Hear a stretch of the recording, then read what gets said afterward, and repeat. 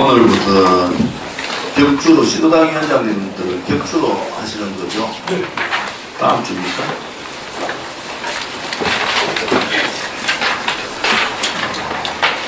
(11월 26일) 대한애국당 최고위원 및 중앙당직자 연설회의를 시작하겠습니다. 지금 거짓 촛불 좌파 정권의 내부 분열이 일어나고 있습니다. 빨리 바뀜이 정치권에서 연일 화제가 되고 있고 실제로 구체적인 정황들이 속속 드러나고 있습니다. 거짓 촛불 정권이 미투 운동을 벌리며 여성표를 가지려 했지만 정작 미투 운동으로 구속되거나 처벌받은 자들은 대부분 운동권 386 세력, 거짓 촛불 세력이었고 대표적인 자가 안희정이었습니다. 두 번째, 지난 대선 과정과 지방선거에서 인터넷상에서 혹은 SNS상에서 자신들을 공격하는 배우가 누구인지를 조사하는 과정에서 드루킹이 나왔고 드루킹의 배우의 김경수가 나왔으며 문재인 아들의 특혜 취업 문제를 거론했던 자들 중에서 해경군 김씨가 나와서 조사를 했더니 이재명이 나온 겁니다. 심지어 이재명은 해경군 김씨 문제로 코너에 몰리자 문재인의 아들 문준용의 취업 특혜력을 더욱 구체적으로 거론하면서 문재인을 압박하는 형국을 취하고 있습니다. 이제 정치권에서 서울교통공사 채용비리 국정조사를 수용하면서 박원순을 정면으로 겨냥하고 있습니다. 박원순은 박근혜 대통령 불법 탄핵에 가장 악랄하게 앞장섰던 인물 중 하나고 광화문과 서울광장에 태극기 텐트를 철거시키고 세월호 텐트를 영웅화시킨 촛불 주동자 중에 한 사람입니다. 지금 서울교통공사의 정규직은 무려 99.14%이며 서울시 산하 기타 공공기관에 비해서 절대적으로 높고 민주노총이 장악한 대표적인 지방공공기관입니다. 특히 서울교통공사는 과거 박근혜 대통령 불법 탄핵 과정에서 촛불 집회를 옹호하고 적극적으로 촛불 집회를 지지했습니다. 대한애국당은 향후 전개될 서울교통공사 채용비리 국정조사에서도 서울교통공사의 잘못된 비리를 더욱 파헤치고 불법 여부, 거짓 촛불 집회 관여 여부 등을 계속 파악하겠습니다. 거짓 촛불 세력의 권력 싸움은 이미 예견되었고 자기 스스로 자기들의 치부를 드러내는 상황이 됐습니다. 이것은 충분히 예상 가능한 시나리오였습니다. 아니 바뀜의 김이 드러나는 그 순간 문재인 정권은 그야말로 최악의 상황으로 될 것입니다. 자유한국당의 지금의 행태가 가관입니다. 촛불 보수로 전락한 것이 아닌가 이렇게 보여집니다. 자유한국당이 전원책 조직 강화 특위위원 해촉 사건 이후 연일 인적 청산 등을 외치고 있는데 국민들의 75%가 자유한국당을 비호감이라고 답변했습니다. 지금 자유한국당을 꿰뚫고 있는 정신은 비대위원장 김병준이 얘기한 대로 노무현 정신입니다. 그리고 5.18 조사위원 추천조차도 하지 못하면서 김대중 정신에게까지 눈치를 보고 있습니다. 심지어 자유한국당은 대표적인 보수 농객 지만원 씨를 5.18 조사위원회 추천해서 배제하였고 지만원 씨에 대해 업무방해 등 법적 조치를 강구 중이라고 합니다. 사실상 자유한국당에 김대중 정신을 심으려는 것입니다. 김영삼 정신, 김대중 정신, 노무현 정신, 그 정신들은 보수의 적자가 아닙니다. 보수의 적자는 자유민주주의의 이승만 대통령, 반공부강병의 박정희 대통령, 자유통일의 박근혜 대통령의 정신을 잇는 것이 보수의 적자 정당입니다. 특히 자유한국당은 더 나아가 북한 김정은 답방과 관련한 불명확한 입장을 가지고 있습니다. 북한에게 대한 불명확한 입장, 김정은 답방에 대한 불명확한 입장, 그것은 무엇을 의미합니까? 보수 정당의 가치는 대한민국 국민을 안전하게 하고 대한민국에 전쟁이 없는 대한민국을 만드는 겁니다. 북한 핵을 머리에 두고는 살아갈 수 없다고 말씀하신 박근혜 대통령의 안보관이 바로 보수 정당의 안보관입니다. 분명히 경고합니다. 중도를 넘나들며 좌파까지 눈치 보는 그러한 스탠스를 가지고는 우파 국민의 지지를 얻을 수가 없습니다. 지금 자유한국당에서 원내 경선이 이루어지고 있는데 대부분이 촛불을 지지했던 촛불 옹호 세력들입니다. 촛불 옹호 세력, 배신자 세력이 당권과 원내 대표 권한을 가지면 그 정당이 완전히 배신의 정당이 되는 겁니다. 결국 자유한국당의 로고대로 북한의 핵불과 닮았다는 그렇게 가는 것입니다. 자유한국당은 애국 국민, 태극기 국민이 거짓과 불법 조작 세력인 촛불 세력과 전면전으로 싸우고 투쟁할 때 촛불을 옹호하고 촛불을 지지했던 세력들입니다. 이제 자유한국당에 대한 미련을 버려야 합니다. 희망도 거두어야 합니다. 그들 스스로 깨치지 못하고 그들 스스로 혁신하지 못하고 그들 스스로 책임정치, 희생정치를 하지 못하면 우리 국민들이 가르쳐야 합니다. 특히 보수 우파 애국 국민들이 자유한국당을 가르치고 깨어버려야 합니다. 과연 이들이 반문연대를 거론할 자격이 있는가? 문재인을 만드는데 가장 큰 공을 세운 것이 탄핵 세력들이고 그것을 주동한 김무성과 유승민 세력들입니다.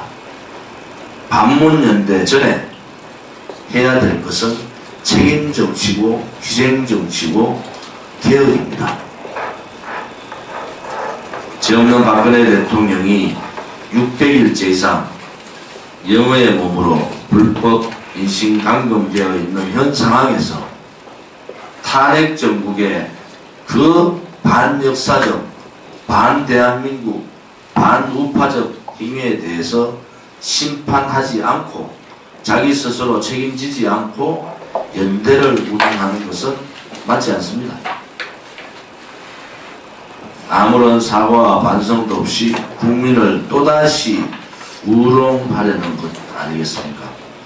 촛불 보수 세력을 단 한마디로 정의하면은 배신자 세력이고 반문연대를 단 한 가지로 정의하면은 배신자 연대입니다. 우리는 거짓과 불의를 배격하고 진실과 정의의 연대를 만들겠습니다. 대한애국당은 반드시 배신의 말로가 얼마나 처참하다는 것을 보여주겠습니다.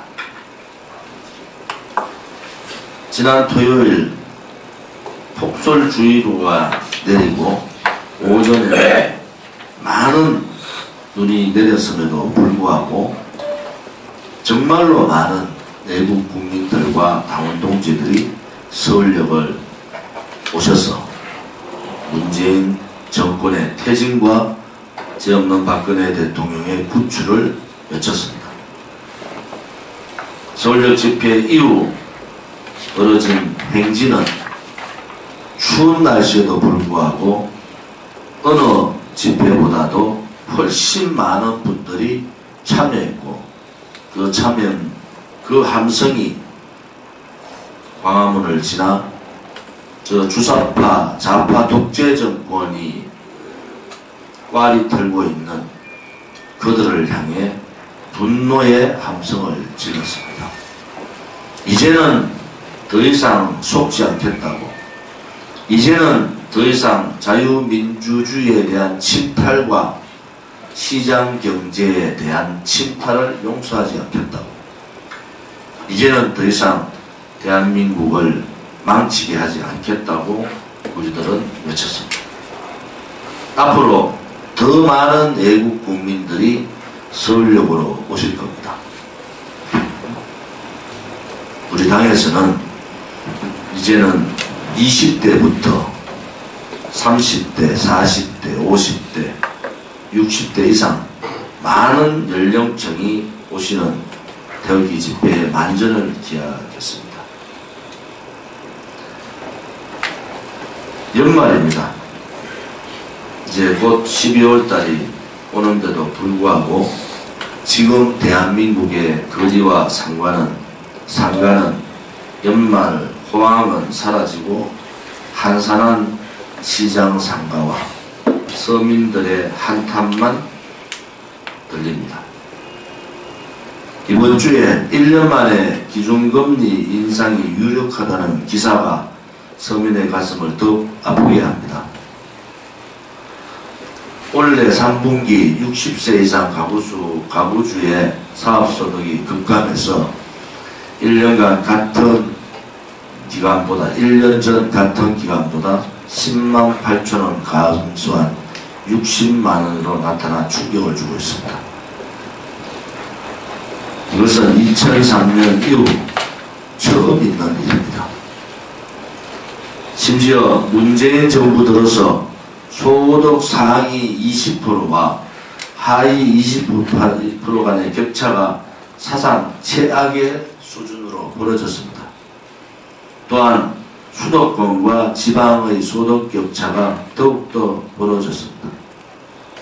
그들이 그렇게 주장하던 모두 함께 잘 살자는 구호는 완전히 가짜입니다. 거짓입니다. 돈 있는 분들과 돈을 가지지 않은 분들의 격차가 사상 최악으로 벌어진 것이 문재인 좌파 정권입니다. 좌파 정권은 정권을 잡을 때에 얘기하고 잡고 난 후에 정책은 완전히 다릅니다. 대한민국 경제가 무너진 소리가 크게 들립니다. 올 10월달 현재 국적 포기자가 3만 284명으로 급증했습니다. 평년 2만 명 수준에서 이 문재인 정권이 싫어서 문재인 좌파 정권의 미래가 암울해서 대한민국 국적을 포기하는 사람들이 급증하고 있습니다. 문재인 정권이 헬조선을 넘어서 탈한국을 가수화시키고 있는 겁니다. 대한민국 경제가 이렇게 무너질 줄은 누가 알았습니까? 그런데 그들은 아직도 소득주도 성장이 옳다고 얘기하고 있습니다. 소득주도 성장은 서민을 더 서민으로 만드는 정책이고 어려운 분들을 더 어렵게 만드는 서민 죽이기 정책입니다. 청년의 알바 자리까지도 뺏어버린 소득주도 성장을 하면은 대한민국의 경제에 밑기둥부터 뿌리가 뽑히는 상황입니다. 지금 한간에는 문재인 문파 탈출은 진흥순이라는 말이 회자되고 있습니다. 문재인 문파 탈출은 진흥순이다. 끝까지 문파라고 고집하는 세력들은 철저한 좌파를 빼고는 없을 것입니다. 대한민국 경제를 지키기 위해서라도 하루빨리 문파 탈출을 국민들께 호소드립니다.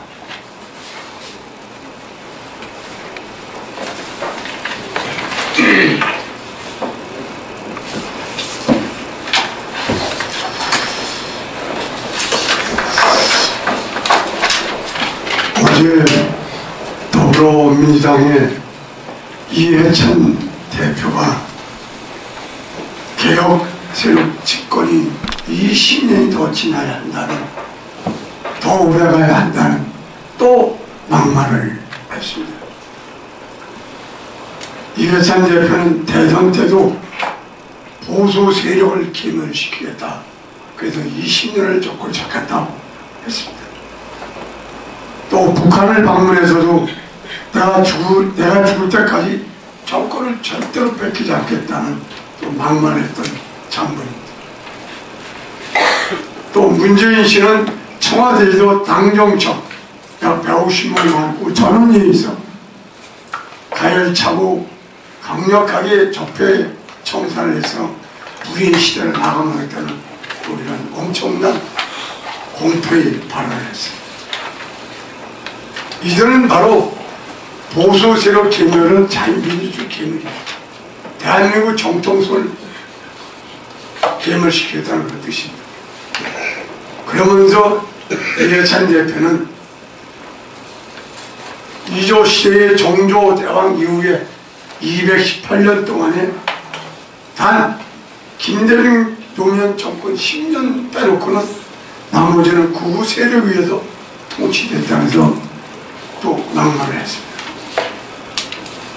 김대중 노무현 정권 12년을 과연 개혁 정치를 했느냐 하고 볼 때 한마디로 패권 정치를 했고 제도 정치를 했고 세도 정권입니다. 제도 정치라는 것은 특정 지역이나 특정 세력이 권력을 독점해가지고 국정농단하는 것이 바로 제도 정치입니다. 당시 김대중 노무현 정권은 특정 지역과 좌파 세력을 모아놓고 정권을 독점해서 접근을 했고 패권 정치를 했습니다. 아울러 일방적으로 국민의 뜻도 물어보지 않고 햇볕 정책을 써서 노무현 김대중 정권 10년 사이에 10조 원에 넘는 자금이 지원해주고 그 돈으로 오늘날 세계에 맞선다고는 한국인을 지어주는 자금이 되었던 것을 국민이 다 알고 있습니다. 그러면서 김대중 노무현 정권이 개혁 정치라고 얘기하는 이해찬 대표의 막말은 정말 분노를 금할 수가 없습니다. 문재인 정권은 지금 현재 이른바 세도 정치를 하고 있습니다.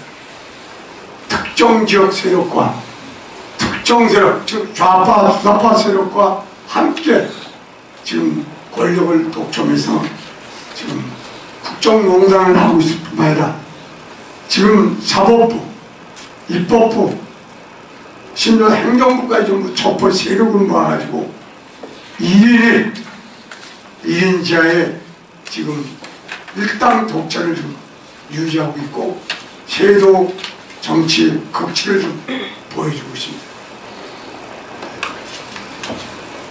그런데 지금 집권당은 20년, 50년을 좀 막말을 하고 집권이 있고 오늘 아침 신문을 보니까 민주정치 20년 집권 계획위원회를 특별위원회를 만들었다고 합니다. 예. 근데 한날 자유한국당은 지금 뭐하고 있는지 모르겠습니다. 자유한국당은 지금 계속 지금 탄핵파와 탄핵 반대파끼리 싸우고 또 복권파와 자유파끼리 싸우는 이전투를 하는 이 모습에 대해서 과연 지금 자유한국당 하는 행태로 봐서는 지금 이해찬 대표가 말이 오히려 가능할지도 모른다는 그러한 공포와 불안이 있습니다. 지금 자유한국당은 이해찬 발언의 막말을 저지하기 위해서는 빨리 복권파와 잔류파와 복권파가 나눠 해체든지 좀 탄핵파와 탄핵 반대파 해체해서 다음 총선에서 국민의 심판을 받기 바랍니다. 이해찬 대표도 어제 연설에서 다음 총선과 대통령 대선에서 꼭 승리해야 된다고 발언했습니다. 이럴 때 자유한국당은 지금 무엇을 하고 있는지 지금 답답하고 국민으로부터 지금 상당한 질책을 받고 있는 것 같습니다. 다시 한번 자유한국당은 다시 한번 얘기합니다. 반드시 탄핵파는 정치를 떠나고 탄핵 반대파 중심으로 해서 국민의 지지를 받고 국민이 또 사랑받는 그러한 정당으로 탈바꿈해서 이 이긴 독재 또 세도 정치하고 있는 문재인 정권을 반드시 끌어내려 주기를 간절히 바라면서 행동하는 자유한국당이 되어주길 바랍니다.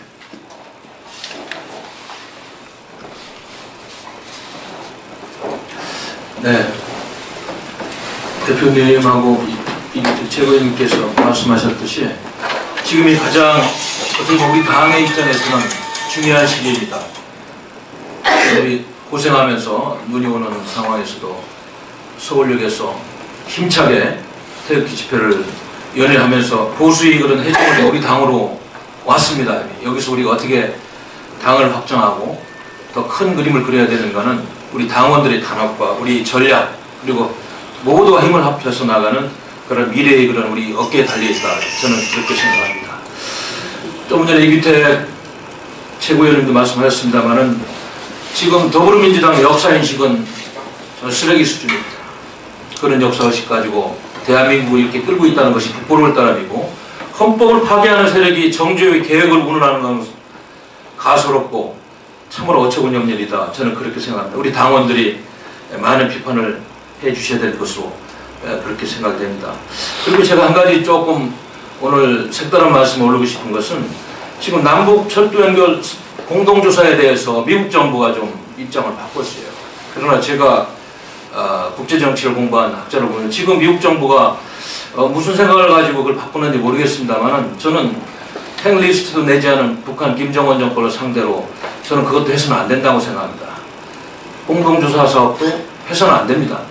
왜 거기서 이렇게 양보를 했는지 그 부분은 조금 의아한 부분이고 자유한국당에서 이런 거에 대해서 논평 하나 안 내는 그런 죽은 정당이다 보니까 싸우지 않고 항상 몸만 이렇게 도사리고 이런 정당이다 보니까 이런 행태가 있는 것이 아닌가. 저희 당은 북한의 김정은 정권의 그런 독재와 악랄한 수법에 대해서 누구보다도 잘 알고 있는 당이기 때문에 그런 것조차도 미국 정부에서 좀 더 사력 있게 판단해서 양보를 하시면 안 된다 이런 말씀을 드리는 겁니다. 이번 당의 행사가 앞으로 이제 많이 예정되어 있는데요. 경남도당의 도당 위원장 취임식이 11월 27일 날 화요일 날 10시 30분에 있습니다. 성산화 도울 뷔페에 있고요. 그 다음에 부산시당도 27일 날 화요일 날 오후 6시 반에 부산의 적십자회관 대강당에서 있습니다. 그리고 오늘 오후 2시에 이제 시도당 위원장 진영이 재편됐기 때문에 저희 대회실에서 사무처장님들을 모시고 임명장도 뭐 조그맣게 저희들한테 비공개입니다만 좀 드리면서 조그만 간담회를 통해서 당부의 말씀할 기회가 있을 것 같습니다. 의견도 수렴하겠습니다. 그리고 지금 저희 당에서 준비하는 큰 행사가 12월 8, 9일 그 다음에 12월 15, 16일 날 당원 워크숍이 있습니다. 그래서 8일, 9일은 중앙당 당직자하고 서명대를 주관하는 간부분들 그 다음에 14, 15, 16일 날은 시도당 위원장님 중앙당 당직자 그 다음에 시도당 위원장이 추천하고 구성한 운영위원님들 뭐 이렇게 지금 진행되고 있으니까요. 모든 분들이 참석해서 지금 새로운 단일 대우로 당의 전선을 만들어야 되는 그런 전략을 같이 수립하고 함께 좀 고민을 해줬으면 고맙겠습니다. 그리고 내달 또 12월 13일 날에는 북한 인권을 주제로 한 세미나가 그 헌정기념관 강당에서 있습니다. 이것도 지금 준비 중에 있어서 곧 자세한 공고를 드리도록 하겠습니다. 그리고 이번 주에는 북한 인권 특별위원회 구성을 좀 마무리하고 인선이 좀 되는 대로 임명장을 드리려고 그것도 막바지 지금 여러 가지 자문위원들 모시고 의견을 좀 수렴 중에 있습니다. 중앙당직자들 그리고 기존에 고생하신 분들 중앙당직 위원장님들 특별위원회 위원장님들 또 재위원장을 하고 또 새로운 인물을 발굴하는 공고 지금 글이 오늘 좀 나갈 겁니다. 많은 분들이 좀 참여해 주시고 또 좋은 인재를 영입할 수 있도록 여러분들이 추천해 주시고 이렇게 좀 홍보를 해줬으면 고맙겠습니다. 그리고 이제 지금 당무감사가 막바지 진행 중에 있습니다만은 그것이 끝나는 대로 이번 주부터 조강특위를 또 가동해가지고 지역의 조직위원장님들 핵심 한 50분은 반드시 좀 저희들이 다시 이쪽을 합니다만은 많은 분들이 좀 응모하셔가지고 조직위원장도 다시 정비하는 그런 시간이 있겠습니다. 지금 연말입니다만은 할 일이 많아서 여러 가지 지금 우리 당직자들도 우리 상근 당직자뿐만 아닙니다만은 할 일이 많아서 좀 비상이다 이런 마음으로 근무를 해야 될 그런 시점인 것 같습니다. 그리고 특별히 한 말씀 더 올리고 싶은 거는 아마 제가 알기로는 해당 행위로 아마 당원 직위가 박탈된 걸로 아는데 민병일 씨가 100억 프로젝트니 뭐니 실체도 없는 걸 가지고 자꾸 해당 행위를 하고 우리 당을 음해하고 그래서 오늘 무고죄로 곧바로 고발하겠습니다. 앞으로 당을 음해하고 실체도 없는 걸 가지고 해당 행위를 하고 또 우리 당직자들을 공격하고 이런 분들에 대해서는 단호하게 대응해가지고 끝까지 법적 추정을 하겠습니다. 저는 제가 이거 사무총장으로 인선하는 절대 용납하지 않겠습니다. 그렇습니다. 지금 시기적으로도 여러 가지가 지금 국내적으로 또 국내 정치적으로 우리 당 안팎에 여러 가지 중요한 요소들이 많이 있습니다. 지금이야말로 우리 당원 동지들이 뜻을 모으고 여기서 제2의 도약을 위한 제2의 창당을 위한 그런 힘을 모을 때입니다. 아무쪼록 많이 도와주시고 지금 진행되고 있는 많은 일들에 대해서 성원과 지지를 부탁드리고 또 저희들이 의견 수렴할 것이 있으면 언제든지 의견을 주셔서 같이 동참하는 우리 당의 문화가 됐으면 좋겠습니다. 감사합니다.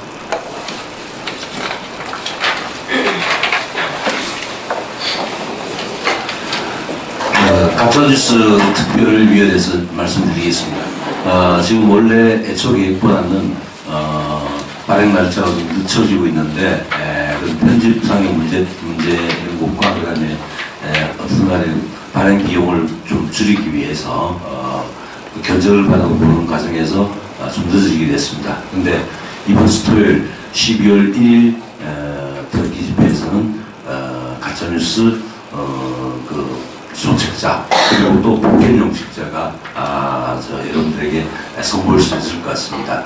하여튼 가짜뉴스 소책자의 핵심은 바로 가짜뉴스를 통해서 박근혜 대통령을 완전히 인신공격하고 그리고 국정농단이라는 이름으로 탄핵 국면을 조성해서 대통령을 권력 찬탈하고 그리고 대한민국을 위기에 빠뜨린 중대한 사건입니다. 그래서 이번 책자 발간을 통해서 가짜뉴스의 실체 그리고 탄핵의 실체 이것을 당원 동지 여러분들과 그리고 국민들께서 정확하게 이해하시는 계기가 될 것이라고 판단합니다.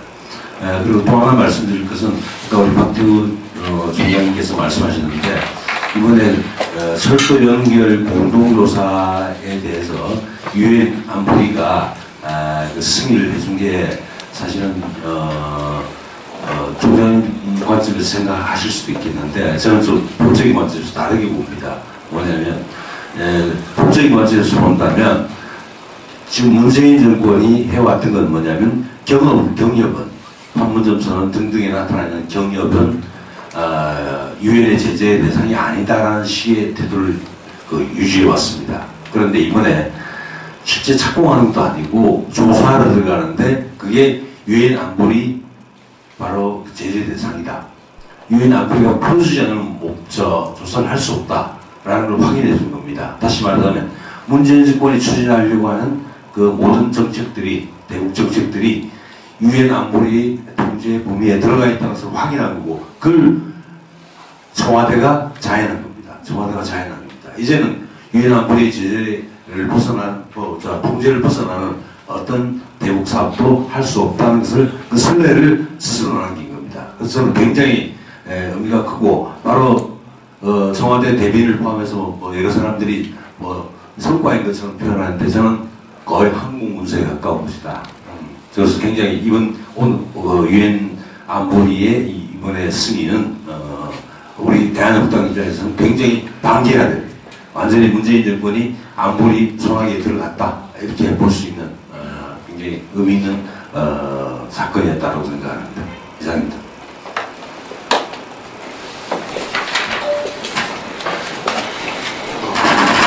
먼저 안 좋은 소식부터 전해드려야 될 것 같습니다.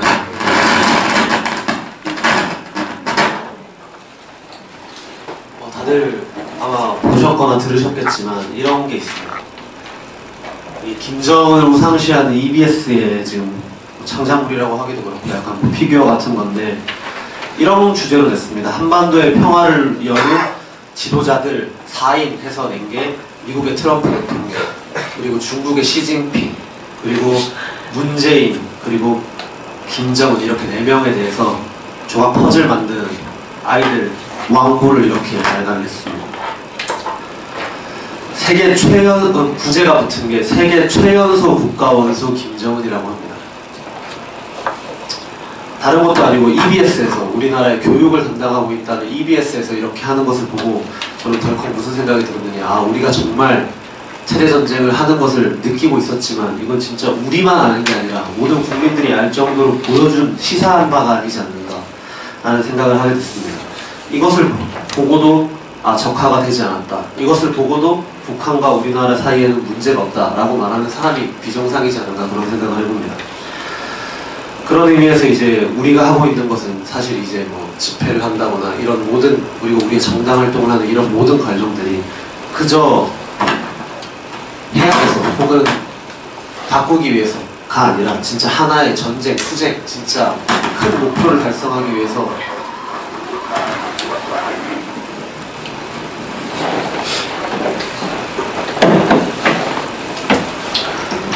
큰 목표를 달성하기 위해서 우리가 진짜 뼈저리게 지금 전쟁을 하고 있는 백의종군, 그리고 이제 우리 한 분 한 분 태극기국 국민들이 진짜 우리나라를 지키는 마지막 구국의 전사라는 느낌을 확실하게 듭니다. 지난 토요일날 보셨을 겁니다. 반문연대라는 이름으로 두 번째로 모인 그 작자들. 첫 번째에 비해 숫자도 확연히 줄어들어서 대세가 어느 쪽으로 기울였는지를 눈에 띄게 보였습니다.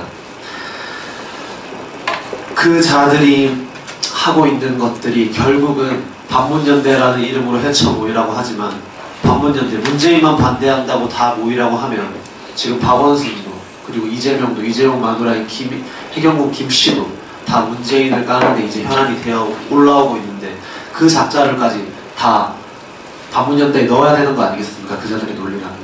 그러면 또 반문연대를 지지하는 분이랑 언쟁을 하다가 그런 말을 했더니 이런 말씀을 하십니다.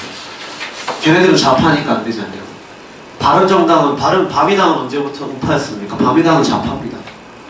바미당이 하고 있는 것들, 바미당이 하고 있는 모든 행적들 거의 좌파에 더 가깝다고 보입니다.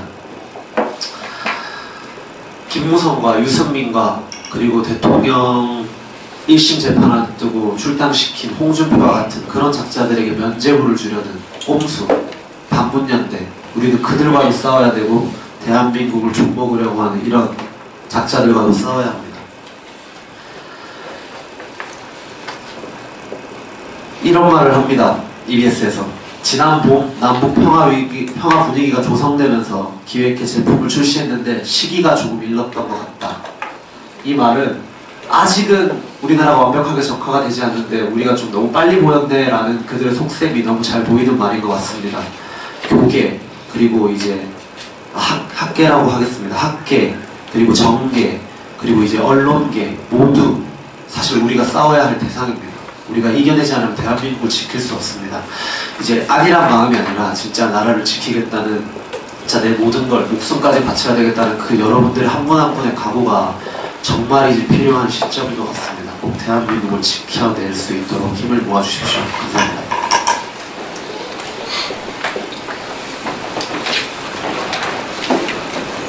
11월 달 서명운동도 전국 각지에서 벌어지고 있습니다. 특히 11월 서명운동에 참여해주신 분들께 감사드립니다.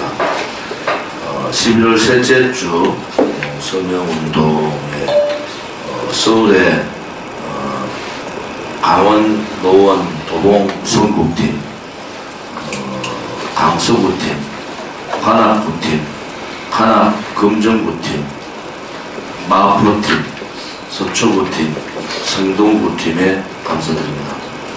부산의 부산시당팀 두 곳에서 했습니다. 대구의 대구 나라사랑팀, 광주의 전라남도 광주팀, 자발적인 전남 광주에서 서명대회를 시작했습니다.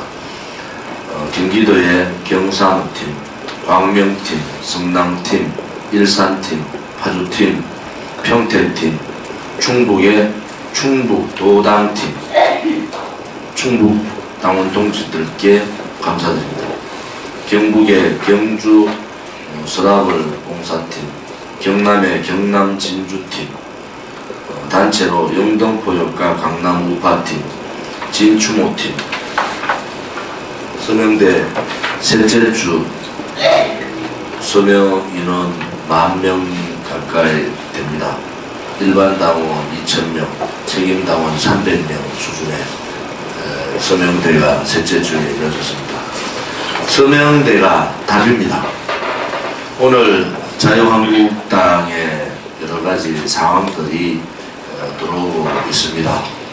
자유한국당의 원외위원장이 100명 정도가 자유한국당을 나올 계획을 갖고 있다고 들었습니다.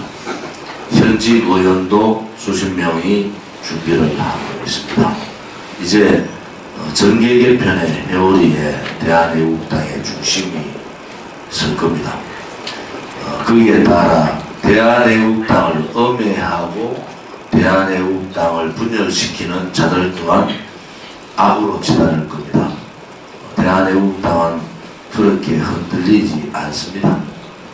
그리고 좌파뿐만이 아니라 우파 분열 세력, 반대한애국당 세력들에게 경고합니다. 대한애국당은 여러분들이 흔들 수 있는 그러한 정당이 아닙니다. 지금 정계 개편의 회오리에 우리 태극기 애국 국민들이 그 정계 개편의 중심에 서야 됩니다. 그것이 제가 가지고 있는 생각이고, 이번 토요일 태극기 집회에 더 많은 분들이 나오셔서 자유한국당을 탈출하는 새로운 정치, 새로운 보수 우파의 정치를 해야 되겠다는 분들한테 용기를 줄 수 있는 그런 계기를 마련해야 됩니다. 더 많은 분들이 거리로 나오셔야 합니다. 현수막에 이런 내용이 있죠. 침묵하는 자 또한 공범이다. 말로만 떠드는 것은 박근혜 대통령 이전의 보수 우파입니다.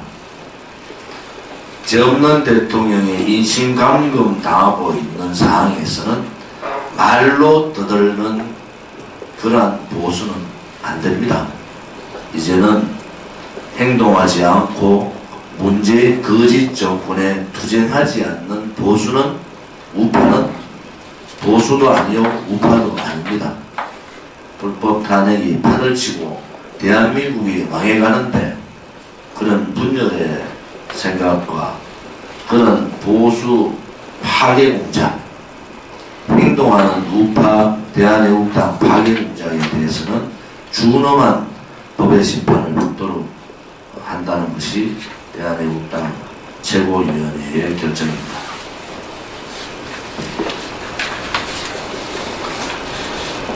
공개적으로 하실 말씀 있어요?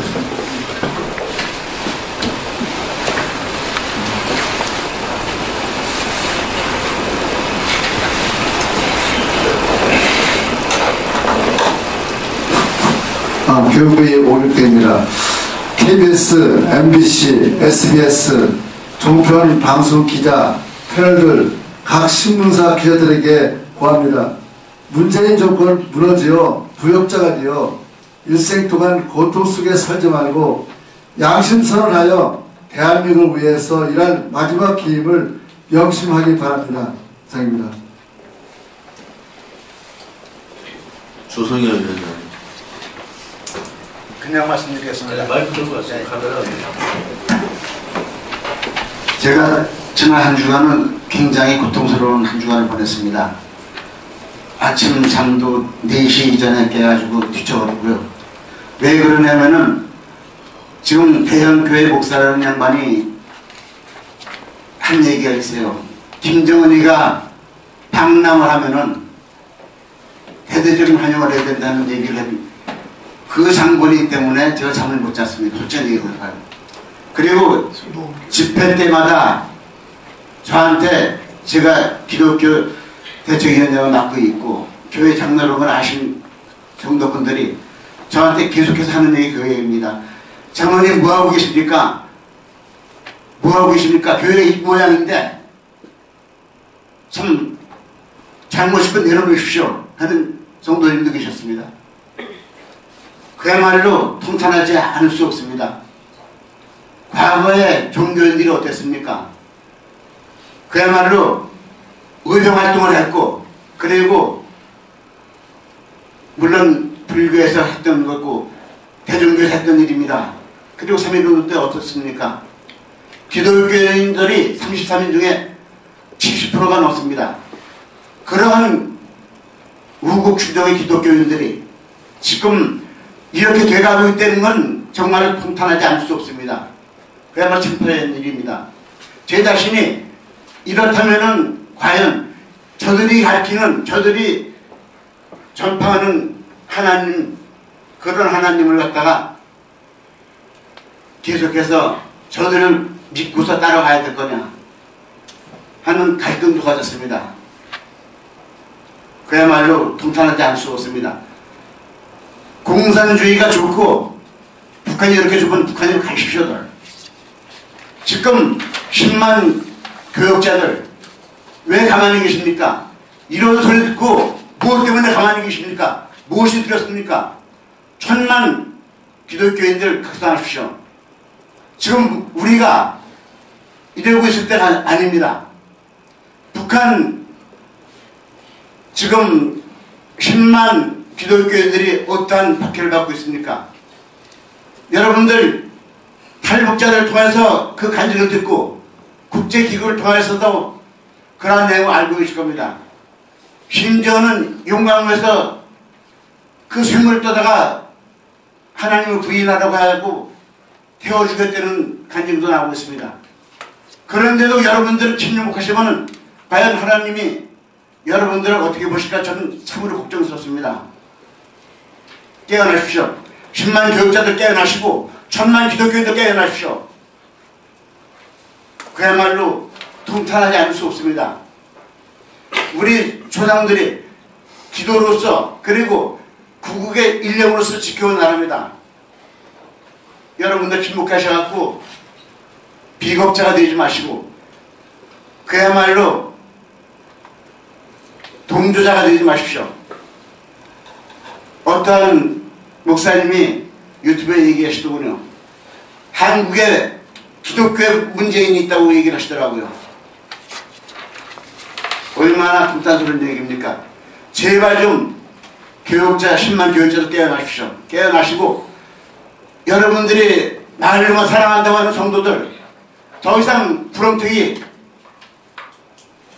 사회주의 공산주의로 몰아가지 마십시오. 끌고 가지 마십시오. 가려면 여러분들만 물속으로 들어가십시오. 물속이 아니라 불속으로 들어가십시오. 감사합니다.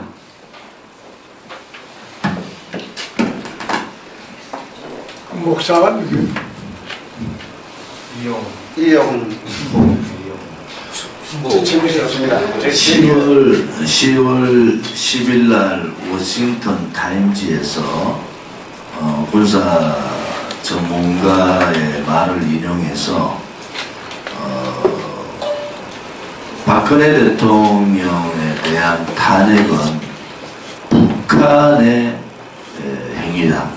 북한의 사이버 팀들 혹은 북한 쪽에서의 개입한 정황들이 많다 이렇게 얘기를 했습니다. 19대 국회에서 지금의 더불어민주당이 사이버 테러 방지법에 대해서 극렬하게 반대했습니다. 이제 그 실체가 나타난 거예요. 사이버 테러 방지법을 하게 되면 북한의 대남 적화 전략의 한 축이 무너지는 겁니다.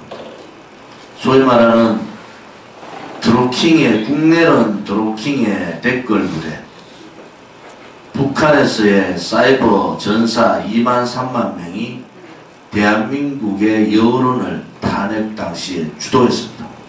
그것이 미국 워싱턴 타임즈의 시각입니다.